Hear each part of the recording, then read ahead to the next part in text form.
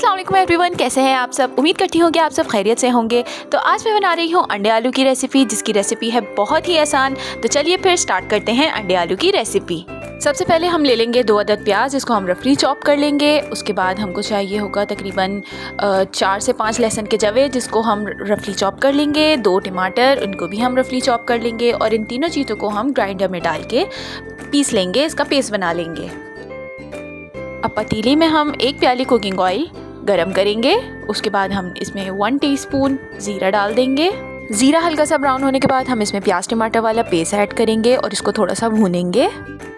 अब इसमें हम थोड़े से मसाले ऐड करेंगे, जिसमें सबसे पहले हम 1 टीस्पून लाल मिर्च पाउडर डालेंगे। उसके बाद ½ टीस्पून हल्दी, उसके बाद 2 टीस्पून धनिया पाउडर, फिर 1 टीस्पून नमक और आखिर में 1 टीस्पून कश्मीरी लाल मिर्च पाउडर। अब इन तमाम मसालों को अच्छी तरह से भून लेंगे जब तक कि ऑयल सेपरेट ना हो जाए। अब यहाँ पर मसाला अच्छी तरह से भुन चुका है, ऑयल ऊपर से बबल्स बनते हुए नज़र आ रहे हैं। तो हम इसमें आलू डाल देंगे और इसको आलू के साथ अच्छी तरह से और भून लेंगे। अब यहाँ पर मसाले को मैंने आलू के साथ अच्छी तरह से भून लिया है। अब बारी है इसमें पानी डालने की। तो मैंने इसमें 2.5 कप पानी ऐड किया है। आप चाहें तो शोरबा थोड़ा ज़्यादा रखने के लिए ज़्यादा पानी भी डाल सकते हैं। इस सालन में बॉईल होने का इंतज़ार करेंगे और जब इसमें बॉईल आ जाए तो हम इसको ढकना ढककर हल्की आंच पे छोड़ देंगे। इतनी देर में हम दूसरी तरफ अंडों को बॉईल कर लेंगे।